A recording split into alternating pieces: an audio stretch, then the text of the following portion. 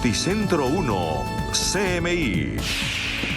Buenas noches, bienvenidos a las noticias. Los siguientes son los 3 hechos más importantes de hoy en Colombia.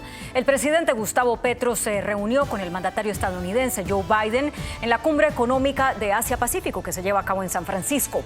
Los mandatarios conversaron sobre migración y seguridad en la región.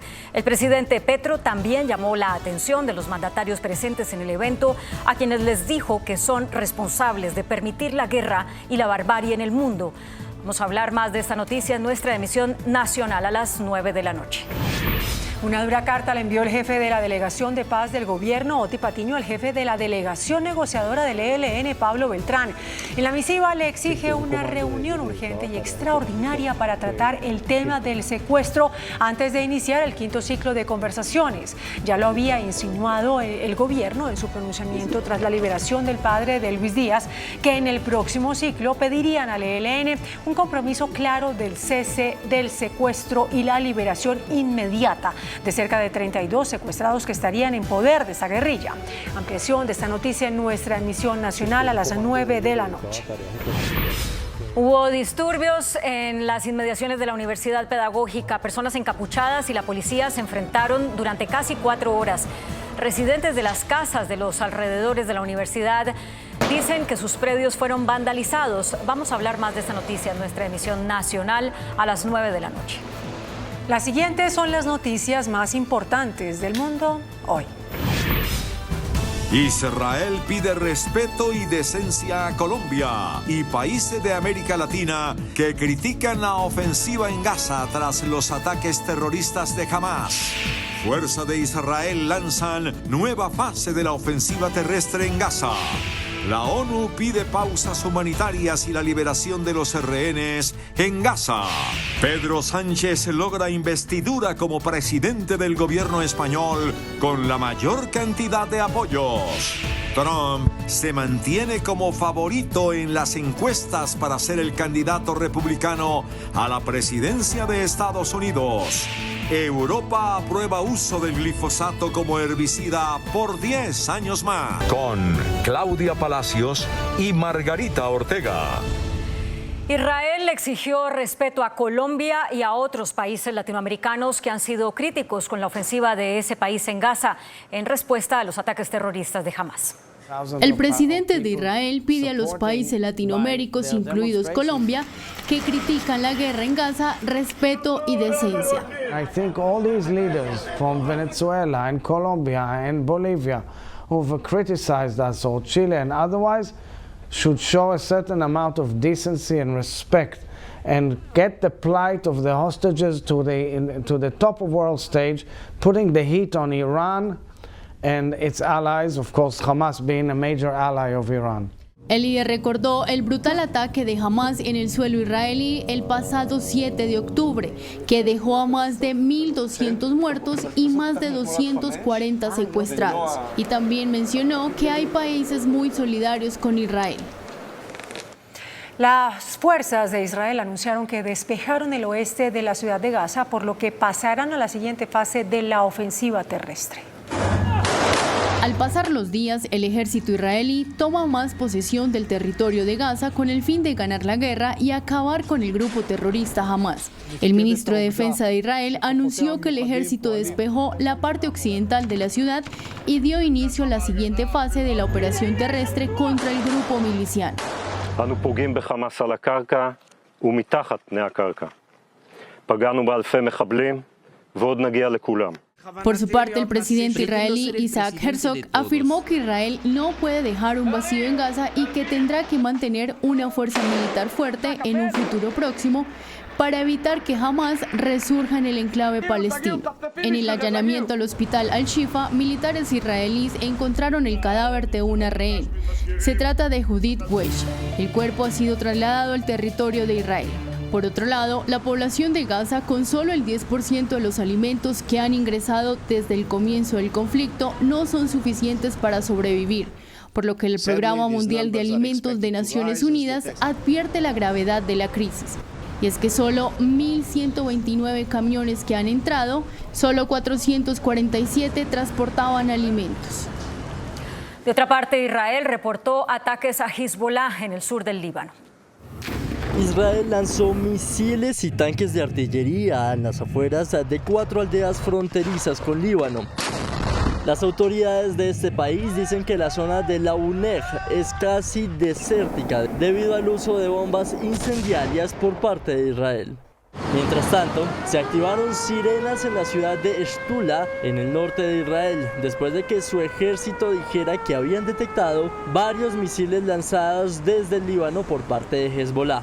Las fuerzas de defensa de Israel también dijeron que estaban atacando áreas al otro lado de la frontera en el Líbano con fuego de artillería después de que un antimisil impactara el área de Dobev en Israel sin víctimas. El Consejo de Seguridad de las Naciones Unidas aprobó una resolución para pedir pausas humanitarias en la franja. La resolución hace un llamado a pausas humanitarias urgentes y amplias. Pide un número suficiente de días que permitan el acceso a la franja de ayuda humanitaria. También exige la liberación inmediata y sin condiciones de todos los rehenes. Una protesta de grupos judíos progresistas desató el caos en la sede del Comité Nacional Demócrata de Estados Unidos. Decenas de judíos protestaron en este lugar para pedir un alto el fuego en Gaza. Las autoridades reportaron que la manifestación se tornó violenta, razón por la cual los legisladores fueron evacuados del edificio. Varios participantes de la movilización se enfrentaron con la policía y resultaron heridos, mientras otro grupo de manifestantes quedó detenido. El Congreso español reeligió al socialista Pedro Sánchez como presidente del gobierno. Sánchez recibió apoyo de partidos de izquierda, independentistas, nacionalistas y regionalistas, pese a la polémica por la ley de amnistía. Sánchez Pérez Con mayoría absoluta, Pedro Sánchez fue reelegido en el Congreso como presidente del gobierno por un nuevo periodo. En total fueron 179 votos a favor y 171 en contra. Al haber alcanzado el voto favorable de la mayoría absoluta de los miembros de la Cámara, declaro otorgada la confianza del Congreso de los Diputados a don Pedro Sánchez Pérez Castejón, lo que comunicaré a Su Majestad el Rey a los efectos de su nombramiento como presidente del Gobierno. No hubo sorpresa, ya que el candidato contó con los votos esperados de los 10 partidos con los que había pactado un acuerdo, entre ellos el Sumar, la Esquerra Republicana de Cataluña, Junts, Bildu, Partido Nacionalista Vasco, entre otros. Al conocerse el resultado, el líder del partido de oposición PP, Alberto Núñez Feijóo, felicitó a Sánchez. Con estos resultados finaliza el proceso para elegir al presidente del gobierno español después de la convocatoria de elecciones que se desarrolla desde el pasado 23 de julio. Por ahora, Pedro Sánchez aseguró que su gobierno estará basado en la concordia, los derechos sociales y la protección internacional de España. Luego de la reunión que sostuvo con el presidente chino Xi Jinping, el mandatario estadounidense Joe Biden reiteró que el líder chino es un dictador. El presidente de los Estados Unidos, Joe Biden, y su homólogo chino Xi Jinping mantuvieron un encuentro de varias horas en San Francisco, Estados Unidos, en los márgenes del Foro de Cooperación Económica de Asia-Pacífico, luego de un año. Tras la extensa reunión, llegaron a 4 acuerdos. Uno de ellos es el compromiso para frenar la producción de fentanilo, así como la reanudación de las conversaciones directas entre militares de ambas naciones, el cambio climático y, finalmente, el análisis sobre la seguridad de la inteligencia artificial. Al final del gran encuentro, en una rueda de prensa le preguntaron a Biden que si seguía pensando que el presidente de China es un dictador.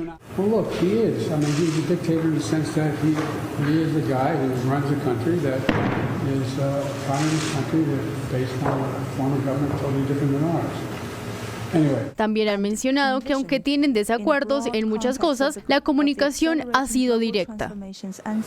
En Estados Unidos se dio a conocer una nueva encuesta de las primarias del Partido Republicano. Trump ratifica su favoritismo.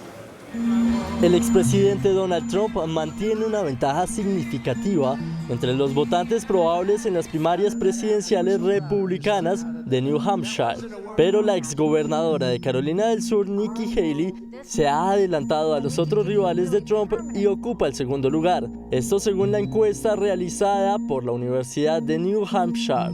La ventaja de Trump sigue siendo inferior al apoyo mayoritario que obtiene en las encuestas primarias a nivel nacional.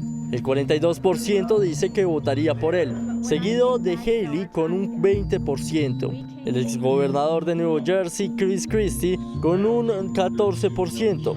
El gobernador de Florida, Ron DeSantis, con un 9%.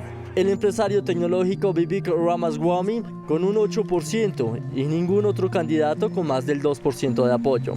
El apoyo a Haley ha aumentado 8 puntos porcentuales desde la última encuesta de UNH en septiembre, con Ramaswamy cayendo 5 puntos. El apoyo a Trump, Christie y DeSantis se mantiene relativamente estable.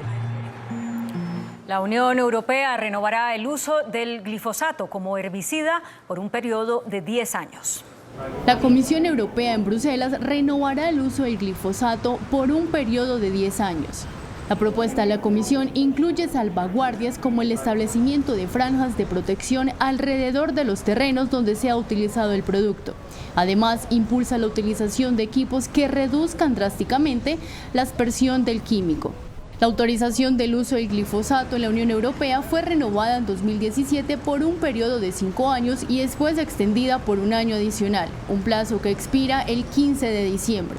El glifosato también se utiliza en Colombia como herbicida para fumigaciones de cultivos, aunque por razones sanitarias en 2015 se había suspendido el uso y en el 2020 se volvió a autorizar.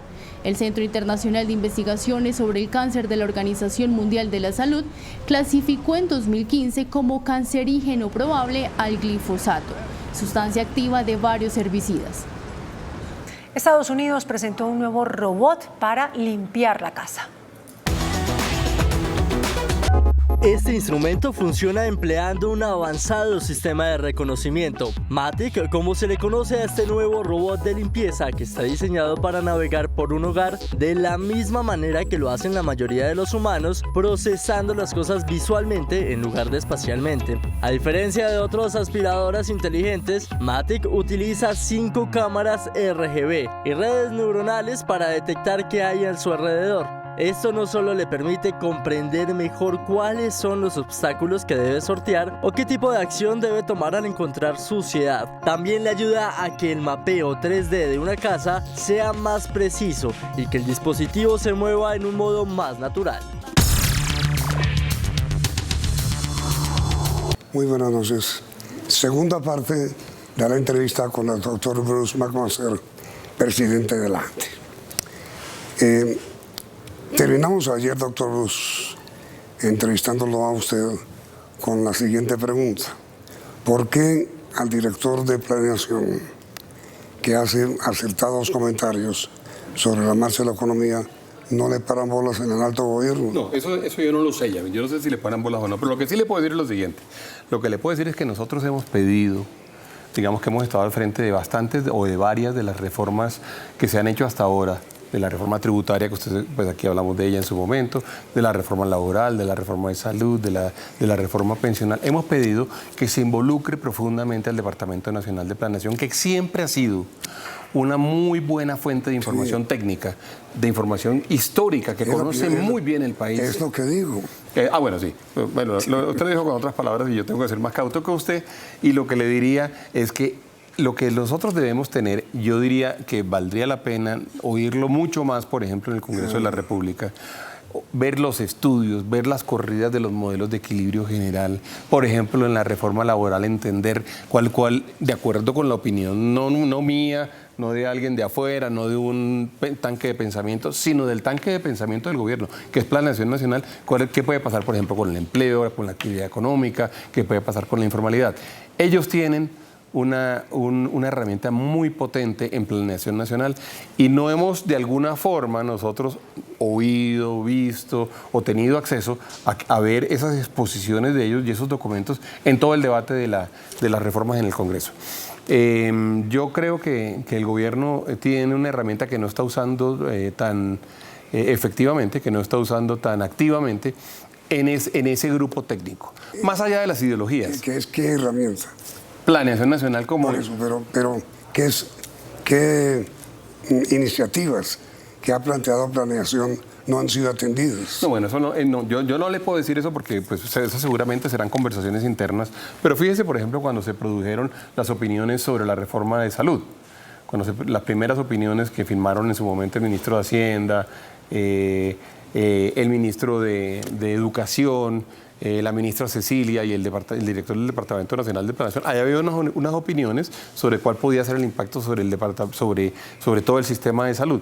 Yo creo que hay una oportunidad grande de que las discusiones más complejas alrededor de las reformas no sean ideológicas, sino sean técnicas. Y esa oportunidad la tenemos alrededor de Planeación Nacional. Yo quiero, digamos, realmente proponer y hacer un llamado para que nos sentemos alrededor de ese grupo técnico tan potente, tan conocedor, tan confiable, para que podamos saber lo que le pasa a Colombia. Estoy seguro que si uno le pregunta a Planeación Nacional o uno le hubiera preguntado hace un año qué se podía esperar, por ejemplo, alrededor de la actividad económica, con las variables que había en ese momento disponibles, Planeación le hubiera predicho muy fácilmente lo de este trimestre. Estoy seguro de eso. Bueno, pero a ver, mire, el presidente de la República, perdón, fue ayer un terino, el que decía que por qué no le paraban bolas a él, no atendían la reforma de la regla fiscal. Bueno, pero, ¿qué es la regla fiscal? Bueno, entonces yo le voy a explicar justamente eso. La regla fiscal es un acuerdo que está en una ley, en donde Colombia toma una decisión alrededor de cuál va a ser el máximo déficit que se le va a permitir al gobierno nacional. Ese déficit, además, es un déficit decreciente. Hay un comité autónomo de la regla fiscal, que usted lo conoce, que es autónomo y que tiene economistas de los más importantes del país. Tiene un secretario técnico que fue viceministro técnico de Hacienda. Y ellos permanentemente están tratando de estimar qué es lo que le va sucediendo al déficit del país y le van dando seguimiento. ¿Por qué eso es importante? Que Colombia haga un compromiso con su déficit. ¿Por qué es importante? Porque eso le da información fidedigna al mercado. ¿A cuál mercado? Al mercado de bonos, al mercado de la gente que le presta o compra TES y se los presta al gobierno nacional, a los mercados internacionales. Entonces, cuando uno tiene reglas fiscales, uno en realidad está enviando señales. Ayer le hablaba yo y le decía que uno de los problemas que teníamos era que se nos habían subido muchísimo las tasas de spread de los papeles. Si nosotros, por ejemplo, relajáramos la regla fiscal, no tenga la menor duda de que se nos va a subir aún más las tasas de spreads. ¿Quién va a terminar pagando eso? Lo va a terminar pagando especialmente el gobierno, porque se le va a aumentar el servicio de la deuda.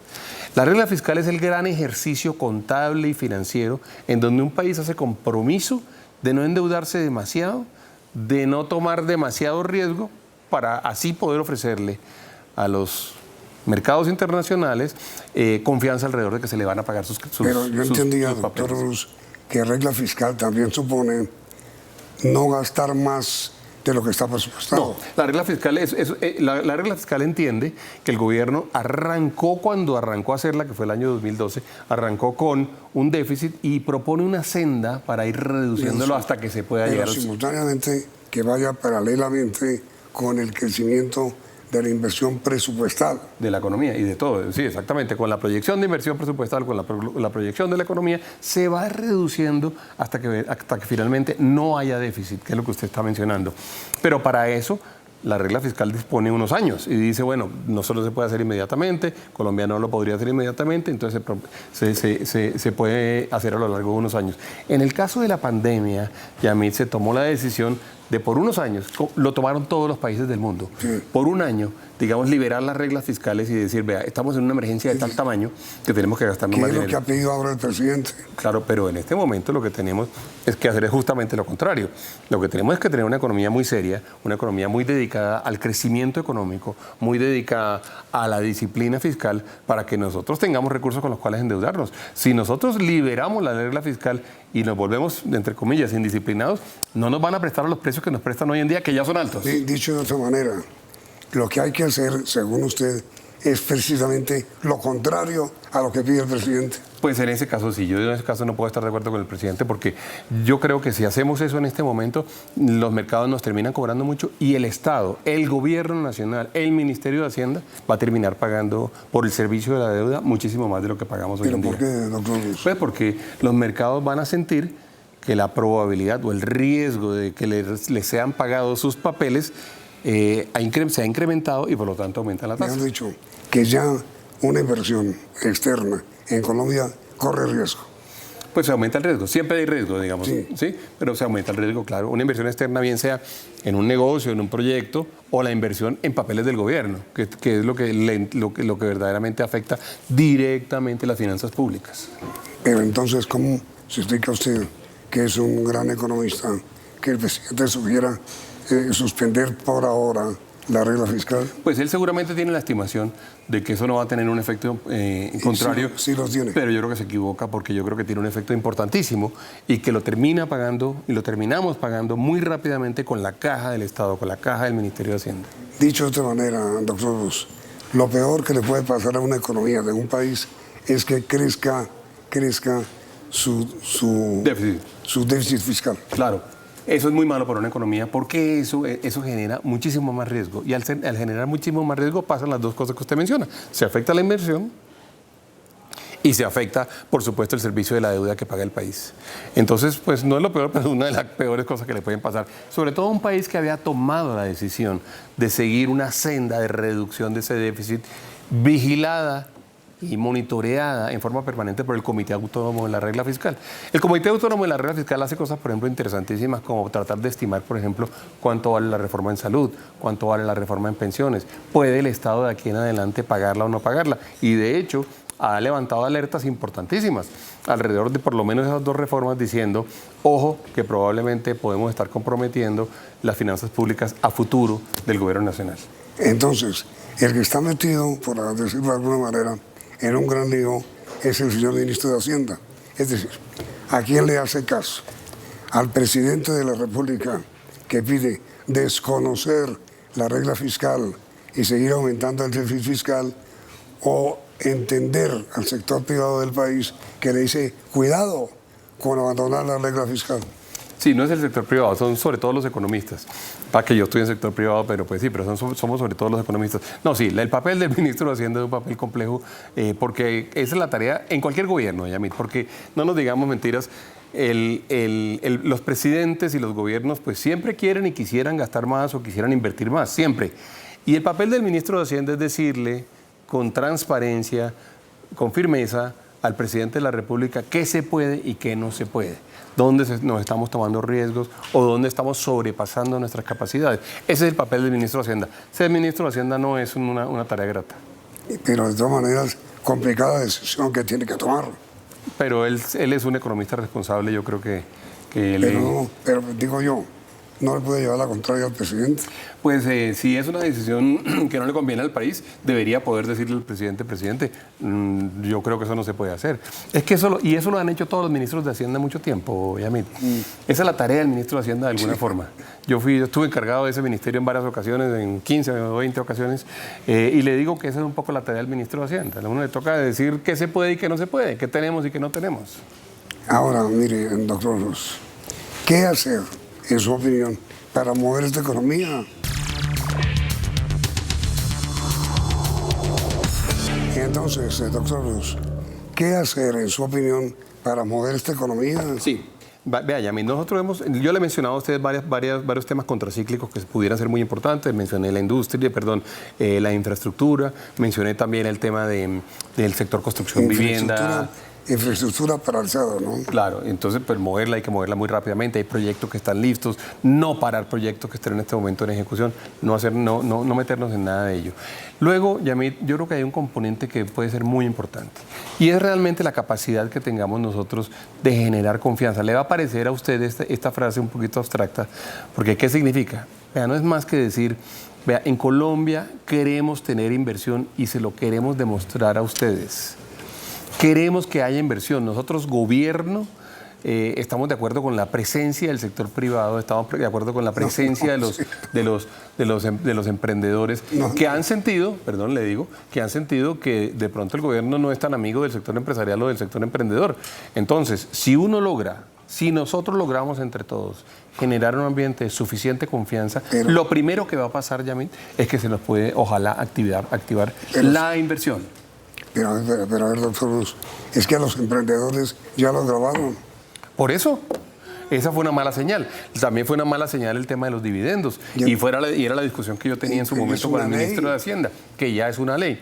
Entonces, por ejemplo, Bueno, pero es que además hay más amenazas. Entonces apareció la idea, por ejemplo, del predial que eventualmente podía crecer tanto, que nos dijeron que no, que era que lo estaban manipulando. No, realmente lo que se está dando es espacio para que crezca hasta el 300%. Son muchas las señales que le pueden dar los gobiernos a los inversionistas y a los emprendedores que pueden activar o no la inversión. Y yo creo que en este momento tenemos una tarea pendiente en Colombia alrededor de eso. Luego le quiero decir, el ministro de Comercio ha propuesto, y yo estoy de acuerdo con él, que haya, por ejemplo, unos certificados de estímulo a las importaciones, que son los antiguos CERT, ¿se acuerda? Que dentro de las normas de la Organización Mundial de Comercio... Una trilogía que usted mencionó. Bueno, esa trilogía se la menciono ahorita, pero esto es para apoyar las exportaciones. Inclusive nosotros hicimos un estudio que le entregamos en su momento al gobierno anterior diciéndole, vea, Colombia debería hacer un esfuerzo muy grande por exportar. Hay mecanismos mediante los cuales Perú lo hizo y lo hizo por 16 años y lo sigue haciendo, digamos, de forma menor hoy en día para estimular las exportaciones, que son, por ejemplo, los certificados de reembolso tributario. En el mundo internacional de comercio se llaman drawbacks. Que ya hubo un momento en que existió. Colombia lo hizo y cuando Colombia lo hizo, desarrolló muchísimo las exportaciones. Y luego, Yamit, está el tema de poder hacer un acuerdo nacional que nos permita a todos realmente tener por decirlo algo, un ambiente, una sociedad, una comunidad que tiene acuerdos sobre cosas fundamentales. Hoy en día estamos muy polarizados, pero pudiéramos tener acuerdos y yo he propuesto que hagamos un acuerdo sobre 3 cosas. Primero, que hagamos un acuerdo sobre superación de pobreza y reducción de inequidad. ¿Le puede parecer obvio? Es obvio, pero lo cierto es que Colombia tiene una pobreza alta. ¿Pero cómo se hace? Bueno, no, pues recuerde que yo inclusive estuve en algún momento al frente de eso y uno lo puede hacer con políticas conjuntas, entre otras, de generación de empleo. Fíjense que qué importante es el empleo aquí. Segundo, que nosotros podamos tener un acuerdo sobre la paz. Por ejemplo, esa discusión de paz es una discusión que deberíamos dar entre todos. No le hace bien, digamos, al país lo que ha pasado con un proceso y con el otro. No le hace bien que eventualmente las contrapartes violen de alguna forma los acuerdos que se han hecho o que haya ese tipo de declaraciones en donde se suspende la negociación. Eso no le hace bien. Y luego tenemos un tema de seguridad muy importante. Paz que incluye el tema de seguridad. Y el tercer tema que yo le diría, tenemos que trabajarlo y tenemos que trabajarlo conjuntamente y tenemos oportunidad de hacerlo, es que nosotros tengamos la capacidad de tener una economía que crezca, una economía próspera, una economía en donde realmente tenemos la posibilidad nosotros de invertir. Si uno tiene acuerdos nacionales alrededor de esos 3 temas, que incluye, y perdón porque en ese tercer punto le quiero mencionar un tema en particular que para mí es importante, y es que nos pongamos de acuerdo, además, en la forma en la cual nos reformamos o en la forma en la cual hacemos leyes o en la forma en la cual consultamos cosas o tomamos decisiones. Estamos muy enfrentados, por ejemplo, por las reformas. Porque hay una gente que quiere imponer una forma, porque hay otra gente que no está de acuerdo. Yo lo dije alguna vez en un congreso de la ANDI, el primer congreso al que asistió, que hasta ahora es el único que hay del presidente Petro, asistió el primero y le dije, lo primero que deberíamos hacer nosotros es ponernos de acuerdo sobre cómo reformarnos. Si nos ponemos de acuerdo en eso, todas las reformas pudieran eventualmente salir con discusiones razonables, con el Departamento Nacional de Planeación, como le decía yo al principio, al lado de nosotros dándonos información y retroalimentándonos. Un acuerdo nacional realmente nos permitiría a todos, digamos, ponernos de acuerdo sobre cosas importantes y tendría efectos económicos. Pero es que, a ver, doctor Luz, lo que uno ve, pues como periodista y como observador, es que no hay ningún diálogo entre ustedes, la empresa privada y el gobierno. No, sí hay diálogos, hay diálogos en muchos sectores y en muchas cosas particulares, pero sobre estas conversaciones grandes, como el acuerdo, yo creo que hay muchísimo por hacer. Y yo sí le digo al gobierno y le digo al presidente, nosotros estamos más que listos para hacerlo con nuestras diferencias ideológicas que las tenemos, sí. Sin duda sí, pero con la buena voluntad de saber que todos queremos lo mismo para el país, todos queremos que haya ciudadanos que efectivamente puedan vivir en una nación mejor y que puedan tener beneficios desde el punto de vista económico y social. Y eso se lo digo permanentemente, digamos, al gobierno, se lo repito, siempre vamos a estar listos para estar sentados en esa conversación, siempre vamos a estar listos para estar sentados con ese ánimo frente a Colombia.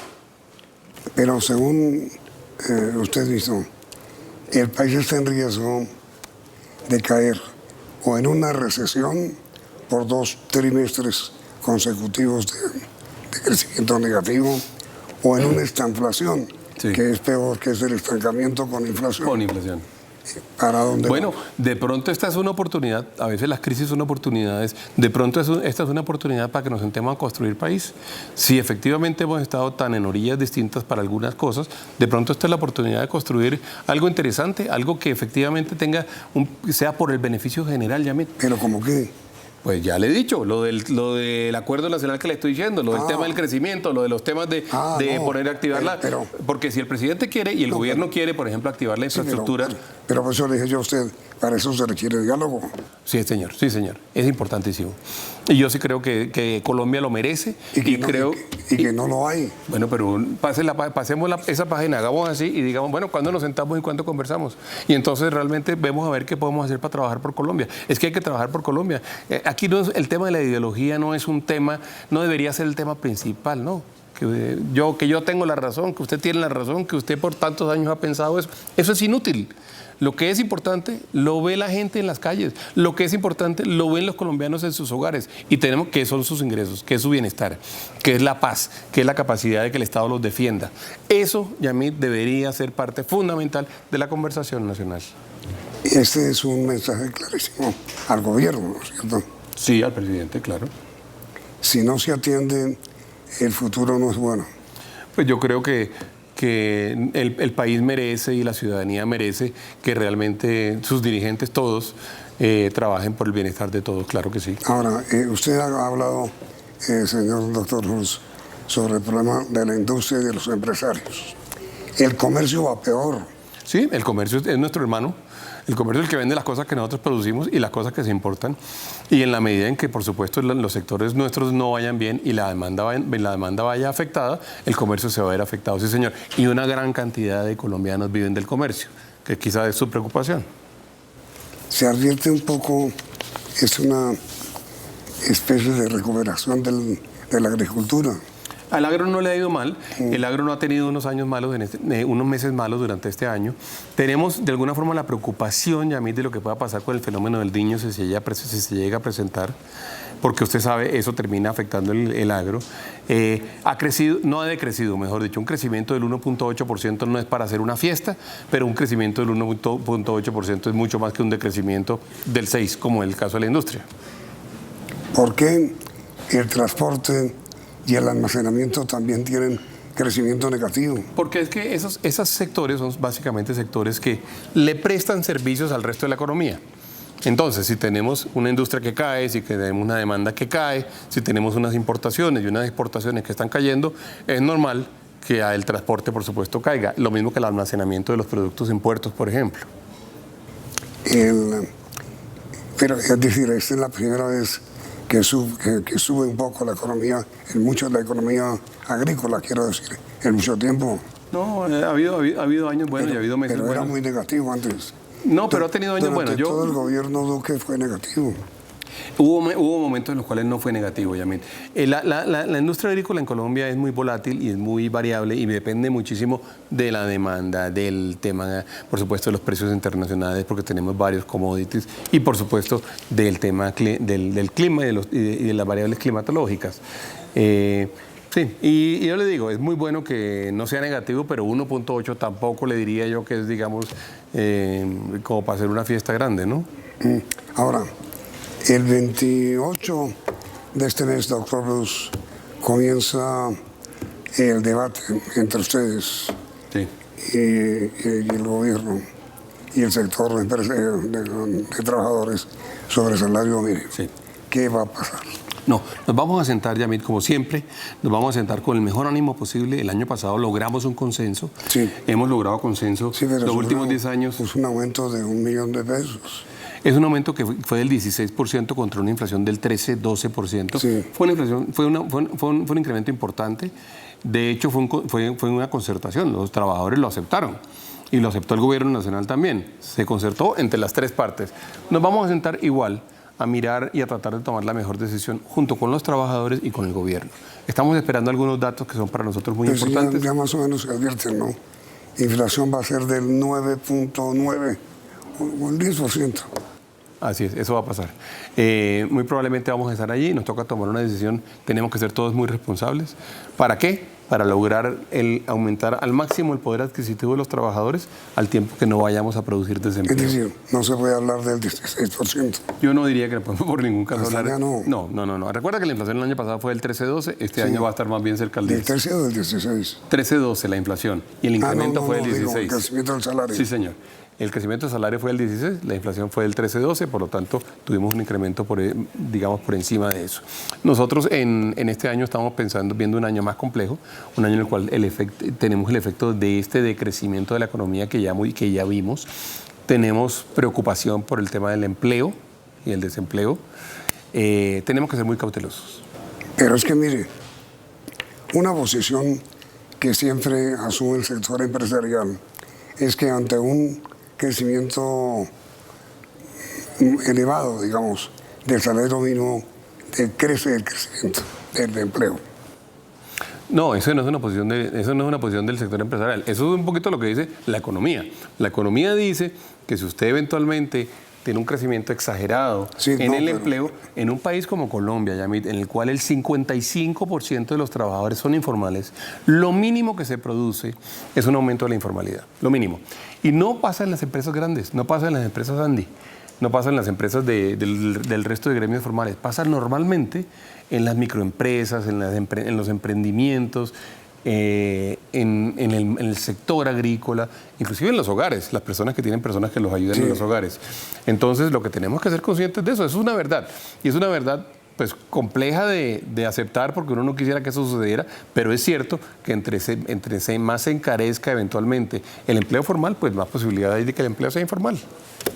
Y si desciende el ingreso de los hogares, ¿cómo se aspira a que aumente el consumo?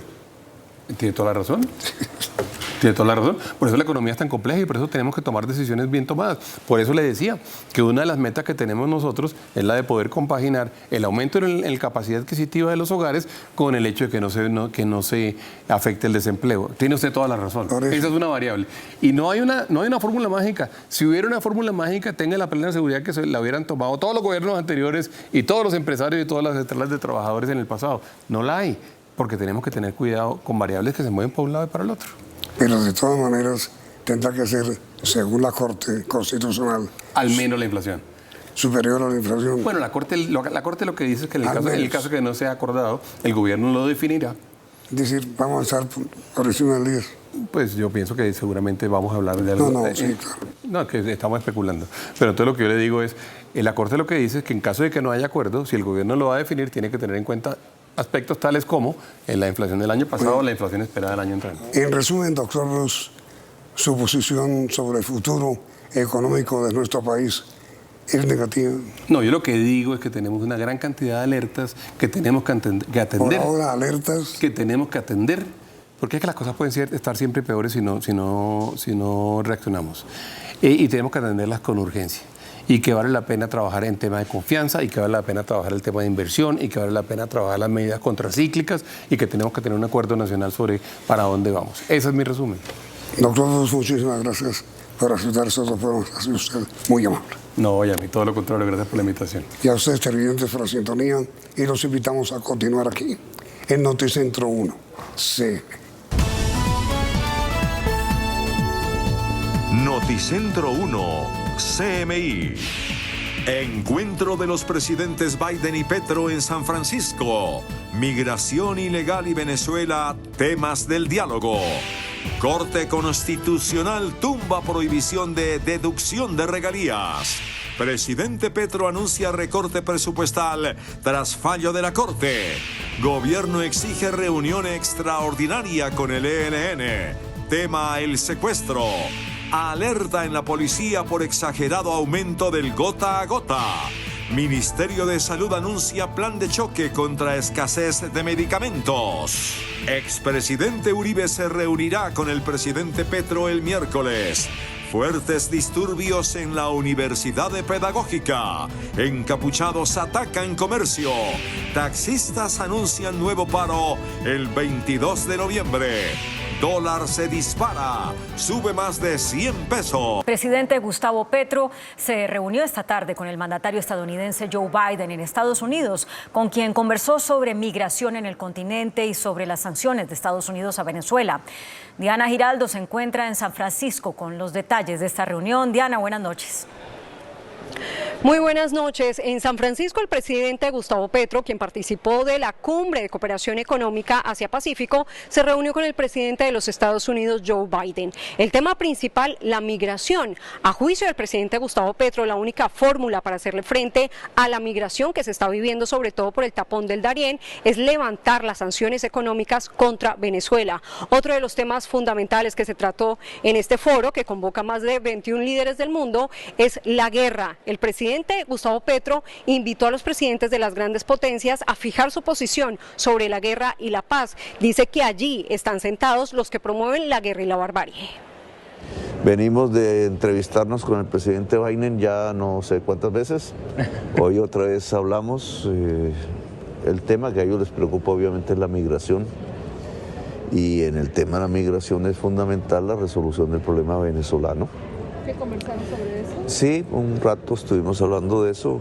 Va a haber una conversación mañana ya con funcionarios de los departamentos que tienen que ver con eso en Estados Unidos y nuestro canciller. El presidente Gustavo Petro también se refirió a la reunión que sostendrá la próxima semana con el expresidente Álvaro Uribe sobre la reforma a la salud. Aseguró Petro que no aceptará condicionamientos como el levantamiento del debate en la Cámara de Representantes. Y en relación con el presidente Uribe, obviamente es hablar con la oposición, digamos. Presidente, esas charlas no deben ser condicionadas por nada. Okay. El presidente Gustavo Petro confirmó que el sábado se reunirá con el presidente Nicolás Maduro. Dos temas principales de este encuentro bilateral, la migración y la sequía. Además, el presidente Gustavo Petro aprovechó su participación como país invitado en el foro de la PEC para que incluyan a Colombia como miembro activo. Recordemos que Colombia desde 1995 está solicitando la membresía. A esta solicitud se unió el presidente de Chile, Gabriel Boric. Es por lo pronto la información que originamos en directo desde Estados Unidos. Diana Giraldo, Noticentro 1, CMI. Gracias, Diana. Y la Sala Plena de la Corte Constitucional tumbó una disposición de la reforma tributaria que prohibía la deducción de las regalías del impuesto sobre la renta. Con 6 votos, la Corte tumbó un parágrafo de la reforma tributaria del gobierno Petro que prohibía que el impuesto de renta fuera calculado restando el pago por concepto de regalías que hacen las empresas minero-energéticas. El parágrafo que se cayó advertía: la contraprestación económica a título de regalía de que tratan los artículos 360 y 361 de la Constitución Política no será deducible del impuesto sobre la renta ni podrá tratarse como costo ni gasto de la respectiva empresa. La Corte tumbó la prohibición de deducir las regalías del impuesto de renta, advirtiendo que se vulneraban los principios de justicia y equidad tributarias. La decisión, con ponencia de los magistrados Jorge Ibáñez y Cristina Pardo, obedece al estudio de una demanda que presentó el congresista del Centro Democrático Carlos Osorio Aguiar, quien advirtió que no era justo imponer una onerosa carga tributaria a las empresas minero-energéticas. El presidente Gustavo Petro, tras conocer el fallo de la Corte Constitucional, dijo que al Ministerio de Hacienda le toca recortar el presupuesto de las 3 ramas del poder público. Tras la decisión de la Corte Constitucional que negó la norma de la no deducibilidad de regalías aprobada en la pasada reforma tributaria, el presidente de la República, Gustavo Petro, mostró su desacuerdo con la decisión que le costaría cerca de 3,8 billones de pesos a las finanzas públicas. Le toca al ministro de Hacienda, después de esta decisión que no puedo compartir, recortar el presupuesto de las 3 ramas del poder público. De esta manera, la decisión habilita a las empresas de minería e hidrocarburos a deducir en el impuesto de renta los recursos por concepto de regalías. El ministro de Hacienda, Ricardo Bonilla, sostuvo que hará una evaluación de la medida. Hay que conocer todavía el texto del fallo, por ahora es muy general, porque la Corte siempre estuvo discutiendo era la deducibilidad de las regalías cuando se pagaban en dinero. Nunca dijo que las regalías pagadas en especie fueran deducibles y por eso los demandantes son los mineros y no los petroleros. En realidad, en el mundo del petróleo, el 80% de las regalías se pagan en especie. La Asociación Colombiana de Minería celebró la decisión. Una dura carta envió el jefe de la Delegación de Paz del Gobierno, Oti Patiño, al jefe de la Delegación Negociadora del ELN, Pablo Beltrán, en la que le exige una reunión urgente y extraordinaria para tratar el tema del secuestro. Ya lo había insinuado el gobierno en su pronunciamiento. Tras la liberación del padre de Luis Díaz, en el próximo ciclo pediría al ELN un compromiso claro del cese del secuestro y la liberación inmediata de cerca de 32 secuestrados que estarían en poder de esta guerrilla. La respuesta vino del primer comandante del ELN, Antonio García, quien a través de su cuenta en X aseguró que el ELN no aceptará imposiciones ni chantajes. Según García, ante la falta de financiación del cese el fuego, el ELN debe recurrir a los secuestros. Dice García en una columna pública: no existe dicho acuerdo donde el ELN se haya comprometido a no realizar operaciones de finanzas, entre ellas privaciones de libertad con carácter económico, para obtener recursos que permitan sostener sus estructuras. Lo que provocó la dura carta que hoy dirigió Oti Patiño a su par en la mesa de negociación, Pablo Beltrán. Señor Pablo Beltrán, el rechazo e indignación expresados por la opinión pública nacional e internacional frente al secuestro del señor Luis Manuel Díaz y de los secuestrados que aún ustedes tienen en su poder, aunado a sus inaceptables justificaciones para seguir secuestrando, exigen una reunión urgente y extraordinaria entre las jefaturas de las dos delegaciones antes del próximo ciclo. Creemos que es necesario que haya una línea divisoria entre lo que ha venido ocurriendo y lo que va a ser el proceso a futuro. Y esa línea pasa porque tengamos una conversación sobre estos asuntos. Queremos que quede claro que la delegación de gobierno quiere que el ELN en la mesa aboque el tema del secuestro. No es un tema entre otros, llegó el momento de resolver este asunto. La pelota queda en la cancha del ELN, que debe responder si acepta o no la reunión extraordinaria antes de sentarse oficialmente en el quinto ciclo que está previsto iniciar la próxima semana en México. Y el jefe negociador del gobierno con el denominado Estado Mayor Central de las FARC, Camilo González Pozo, anunció que la próxima semana se reanudará la mesa de conversaciones con ese grupo. Nos han comunicado que ya terminan esa fase de consultas, lo que nos va a permitir en la próxima semana retomar las reuniones. Ya estaba programado un nuevo ciclo y debemos acelerar el paso, porque es un cese al fuego de 3 meses, no podemos estar en consultas varias semanas. El gobierno ha endurecido su discurso y quiere fijar líneas claras en este proceso. Que la gente sienta que efectivamente hay una ganancia con el cese al fuego, una ganancia con la paz. En segundo lugar, regular muy bien ese cese al fuego, mecanismos de funcionamiento, áreas, formas de comunicación, de distanciamiento. Aún se espera poder definir la sede del encuentro entre las dos delegaciones, con el que se supera la minicrisis en el diálogo. La directora de Procaña, Marta Betancourt, llamó a un pacto de no agresión y convivencia para solucionar los problemas de invasión de tierras y seguridad en el agro. Garantías en materia de seguridad fue uno de los principales mensajes de los gremios agropecuarios reunidos este jueves en el Congreso de la Sociedad de Agricultores de Colombia. Se plantean pactos de la sociedad civil, gobierno, empresarios y campesinos y demás actores del sector para buscar soluciones a la invasión de tierras. Hacer un pacto de no agresión o un pacto de convivencia abriría un marco para estabilizar el territorio que está muy golpeado. Para que este sector pueda lograr su potencial, crecer en áreas, mejorar la productividad, en calidad, pues las condiciones básicas tienen que estar ahí. La primera, la seguridad física y jurídica. De igual manera se requiere de una mayor intervención y acciones del gobierno y la fuerza pública para no poner en riesgo la seguridad alimentaria. Y esa potencia mundial de la vida efectivamente solo puede ser si hay alimentos en la mesa de los colombianos. Lamentablemente la situación de inseguridad y de infraestructura vial son los mayores dolores de cabeza que tenemos hoy. Para los agricultores, con la seguridad se garantiza la inversión. En otros temas, luego de un Consejo de Seguridad en Vichada, el ministro de Defensa, Iván Velázquez, dijo que va a viajar mañana a Venezuela, donde se reunirá con su homólogo, Vladimir Padrino, y que con él tratará temas de seguridad y la lucha contra la migración. El encuentro se dio en Puerto Carreño, departamento de Vichada. Desde allí anunció que viajará con toda la cúpula militar hacia Venezuela. Una reunión vamos a tener con el ministro de Defensa de Venezuela con los altos mandos militares y de policía de Venezuela y también con los mandos territoriales y sus correspondientes en Colombia. El Consejo de Seguridad realizado hoy demostraría graves problemas de migración, por lo que será este el eje principal del tema que se tocará mañana. Vamos a tratar igualmente con Venezuela esto como una necesidad, la seguridad indispensable en la frontera.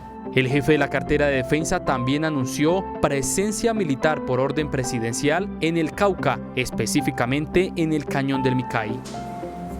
El director de la Policía General, William Salamanca, alertó por el aumento de los préstamos gota a gota.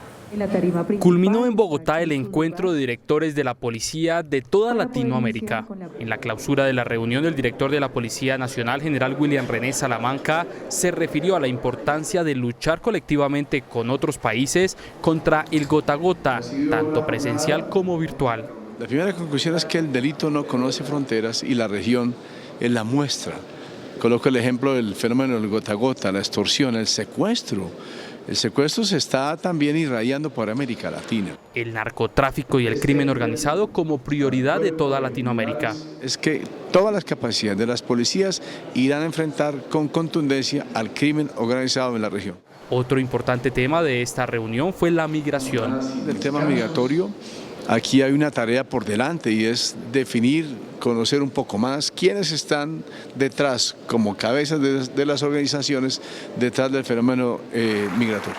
Esta noche el general Salamanca hizo presencia en el Premio a la Excelencia Policial en la versión número 13. Los directores de policía de varios países de América Latina anunciaron un frente común contra el narcotráfico y el secuestro en la región.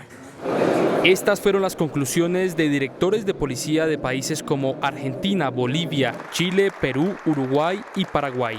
La criminalidad se enfrentará a unas policías de América Latina unidas, fuertes, profesionales, entrenadas y contundentes ante el delito. Tenemos delitos muy comunes, como es el narcotráfico, el tema migratorio que usted me hace la pregunta, y vamos a seguir trabajando. Vamos a pasar de las declaraciones, de los diagnósticos, a la acción. Creemos que la ciudadanía demanda hoy día que enfrentemos esto juntos para hacernos más fuertes y de alguna forma contrarrestar, ¿cierto?, y mitigar el fenómeno de delincuencia, como delitos como el gota a gota, ¿cierto?, que tanto daño generan. Solamente el narcotráfico vamos a atacar. Yo creo que deben estar muy preocupados los del otro lado de la vereda. La segunda cumbre de directores de generales será en el país de Chile. El gobierno anunció un plan de choque para enfrentar la escasez de medicamentos.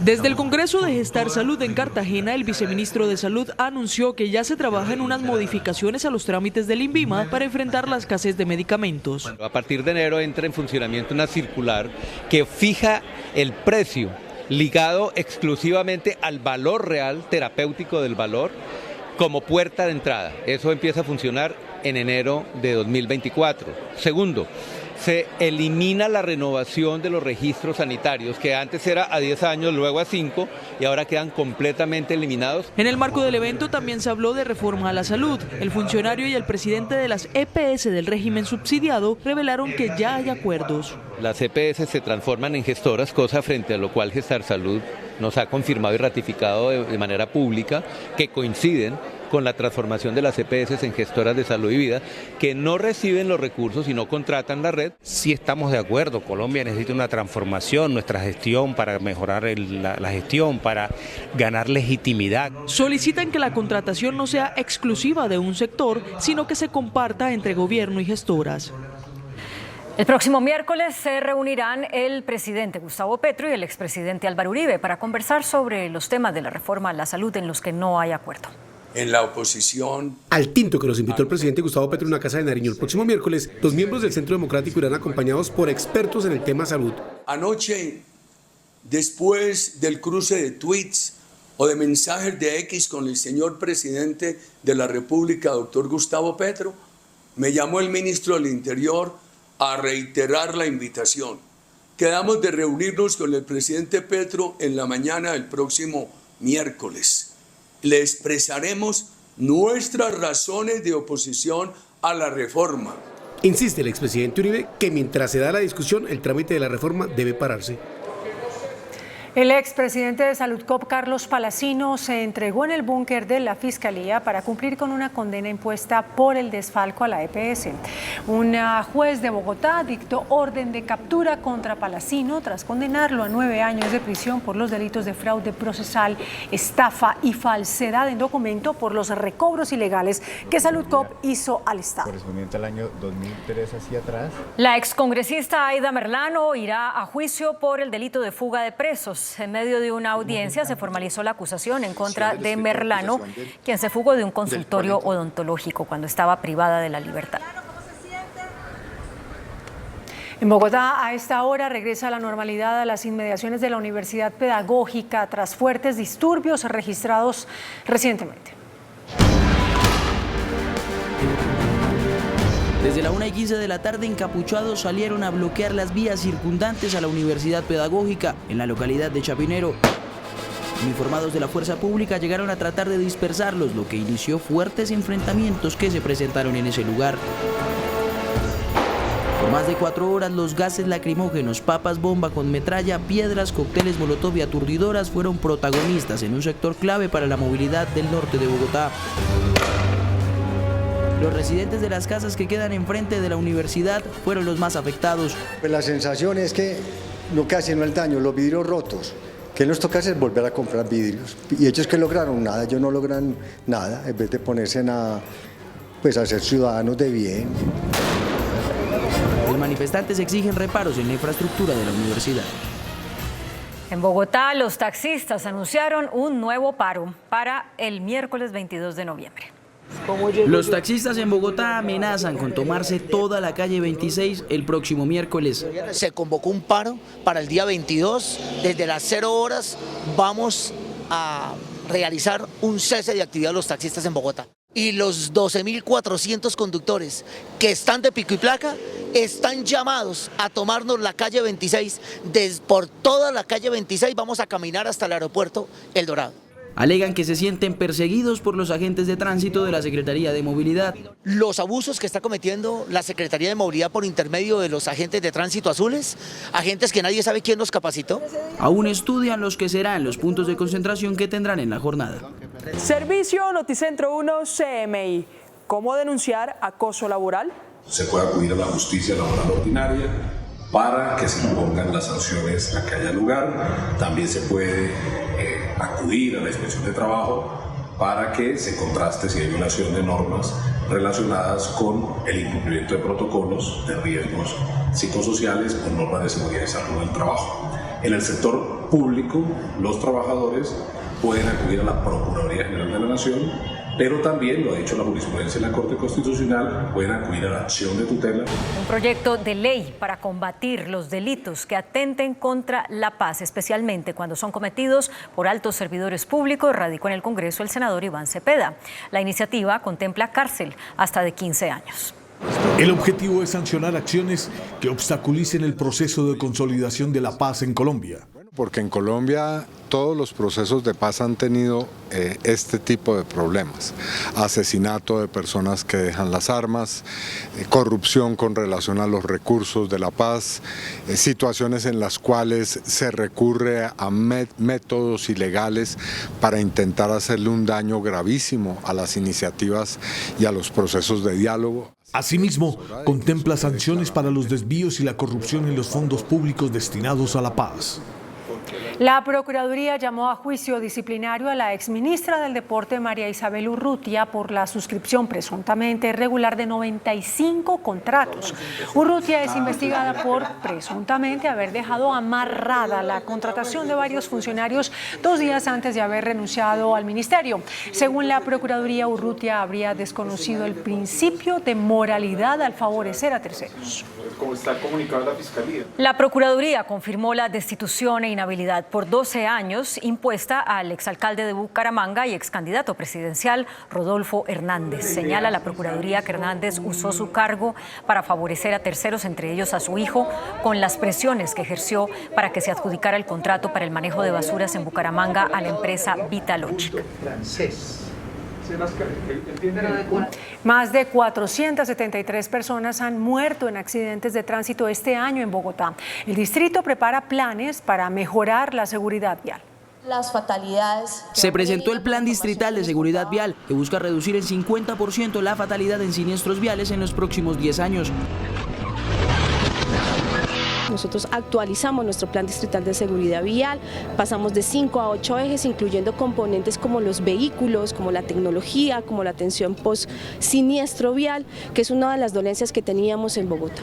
La lista de muertes por siniestros en Bogotá la encabezan los motociclistas, seguidos por los peatones y los ciclistas. Cada una de las muertes en las vías pudo haber sido evitada. Entonces aquí es un gran llamado, al trabajo conjunto, aquí hay una gran corresponsabilidad de todos, de la academia, del privado, del distrito, de la nación, pero el más importante, cada uno de los bogotanos, para acoger las buenas prácticas y de esta manera que todos puedan llegar a sus hogares. El año pasado murieron 576 personas en accidentes de tránsito y la meta del distrito es rebajar esa lamentable cifra.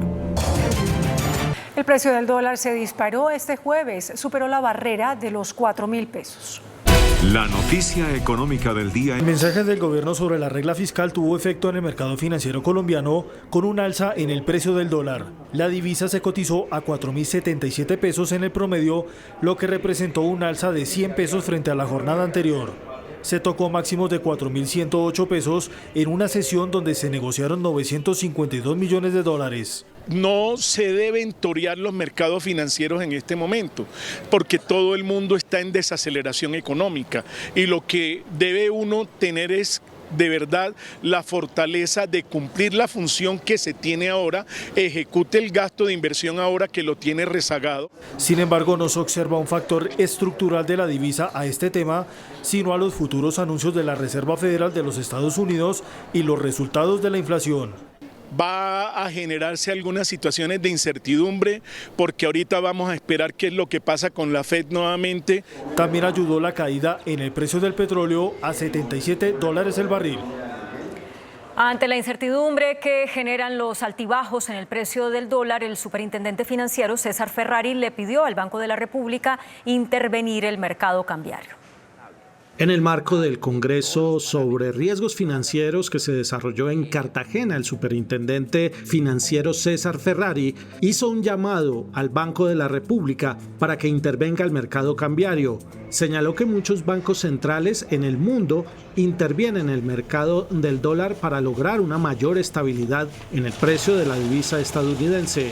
Dice que es razonable que se haga este tipo de operaciones a través de la compra y venta de dólares por parte del Banco de la República para evitar la alta fluctuación del dólar. De hecho, en el último mes en Colombia, el precio del dólar pasó de estar en 4.240 a 4.087, es decir, una variación de 153 pesos. El director del Departamento Nacional de Planeación, Jorge Iván González, advirtió que la economía colombiana podría tener una crisis en el 2025. Desde Cartagena, el director de Planeación Nacional habló sobre el panorama fiscal del país para el año entrante. El 2024 como está, que es 99 billones de pesos de inversión y 94 billones de servicio de la deuda, la inversión está sobre el servicio de la deuda, es decir, en el 2024 no hay ningún problema con la regla fiscal. Sin embargo, advirtió que una verdadera crisis de la deuda nacional se enfrentaría en el año 2025. Entonces, cuando usted tiene un servicio de la deuda de 112 billones de pesos frente a una inversión de 70, pues usted tiene un desequilibrio estructural de las finanzas que no fueron causadas por este gobierno. Yo vuelvo a insistir, estamos respondiendo por la situación que se presentó durante la pandemia. Las declaraciones se dieron durante el encuentro Transformando Regiones, liderado por Findeter, donde participan gobernadores y alcaldes electos. Exministros y académicos rechazaron la propuesta del gobierno para modificar la regla fiscal. Es una muy mala idea. De esta manera, diferentes sectores de la economía nacional rechazaron el planteamiento del presidente Gustavo Petro de hacer ajustes o cambios a la regla fiscal. Consideran que la desaceleración de la economía no responde a un tema de la política fiscal en Colombia. Es una mala idea porque es incoherente con la tradición de manejo macroeconómico que ha tenido Colombia, sobre todo en materia de macroprudencia y de compromiso con las finanzas públicas de largo plazo en nuestro país. pero cambiar la regla fiscal significaría impactos muy importantes para la economía. Impactos, por ejemplo, en aumento en la tasa de cambio, y eso generaría una presión inflacionaria. Consideran que el gobierno nacional debe concentrarse en promover la inversión, además de agilizar la ejecución presupuestal. No es por cumplir la regla fiscal que en este momento tenemos el proceso de desaceleración, parte es ajuste de lo que un crecimiento insostenible que tuvimos en 2022. Pero lo que en este momento es urgente es que nos concentremos en la inversión. Para eso se tienen que apalancar recursos privados y es fundamental preservar la confianza de todos quienes invierten. Cabe anotar que un cambio en la regla fiscal debe pasar por el Congreso de la República. Diferencias profundas sobre la reforma pensional que tramita el Congreso de la República quedaron planteadas hoy entre el gobierno y la Asociación de Fondos Privados de Pensiones durante un foro realizado en el Senado. Aquí tenemos reformas para todo. A instancias del presidente del Congreso, Iván Name, los actores del sector pensiones debatieron sobre la reforma que hace tránsito en el Senado de la República. El ministro de Hacienda defendió la iniciativa del gobierno Petro para universalizar la pensión. En el proyecto, como está radicado por el gobierno, con un umbral de 3 salarios y el cálculo de costo fiscal que se tiene, decimos que de aquí al 2070, o sea, de aquí a 47 años, el fondo que se cree va a hacer todo el ciclo. Va a crecer, va a llegar a su cumbre y en el 70 comienza a agotarse. Mientras que el presidente de Asofondos planteó los reparos a la iniciativa. Una reforma debe hacerse pensando en cubrir los riesgos de la vejez, no solo de las actuales, sino de las próximas generaciones. Es poner en riesgo. El presidente de la Bolsa de Valores de Colombia advirtió sobre 2 problemas: el envejecimiento de la población y la falta de ahorro a futuro. No podemos seguir pretendiendo que los jóvenes, va a ser imposible que los jóvenes financien las pensiones de los adultos mayores. El senador Iván Name dijo que el Congreso no será inferior a sacar las reformas que necesita el país. No vamos a complacer a los que quieren que esto sea una foto y se quede igual a como viene hace 30 o 40 años. Pero tampoco vamos a complacer a los que quieren erradicar lo que hemos progresado. En este momento, la reforma pensional tiene 3 ponencias distintas. Nelson Castañeda, presidente de la Cámara Colombiana del Petróleo, Campetrol, reportó una caída en la actividad del sector y la pérdida de 20.000 empleos. El reporte de Campetrol muestra una caída en la actividad petrolera en el país al mes de octubre. La perforación se redujo en un 40% frente al mismo periodo del año pasado. Se reportan 115 taladros, lo que significó una caída de 25,3%. A la fecha se han perdido cerca de 20.000 empleos. De acuerdo con la agremiación, la tendencia se da por la menor inversión en el sector. Tenemos menos 30% de pozos exploratorios y la actividad de pozos de desarrollo 50 pozos menos con respecto al año anterior. Se suma los impactos de la pasada reforma tributaria.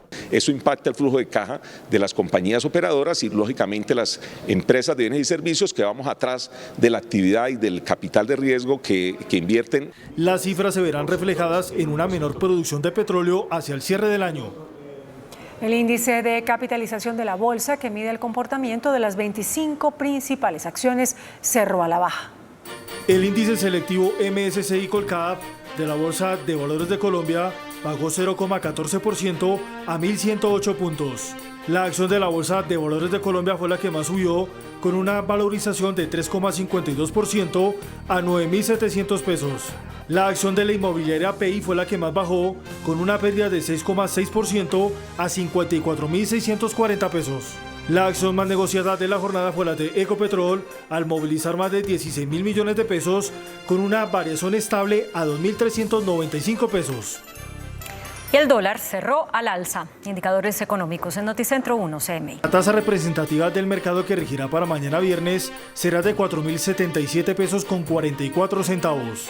Los profesionales del cambio compran la divisa en promedio en 3.970 pesos y la venden en 4.030 pesos. Un euro cuesta 4.384 pesos con 80 centavos. La libra de café en Nueva York se cotizó a $1.76. El azúcar se transó en 27,20 centavos de dólar la libra. El barril de petróleo WTI se cotizó en $72,94. La referencia Brent para Colombia se cotizó en $77.51. Una acción de Ecopetrol cuesta 2.395 pesos. Hasta aquí Noticentro 1, CMI.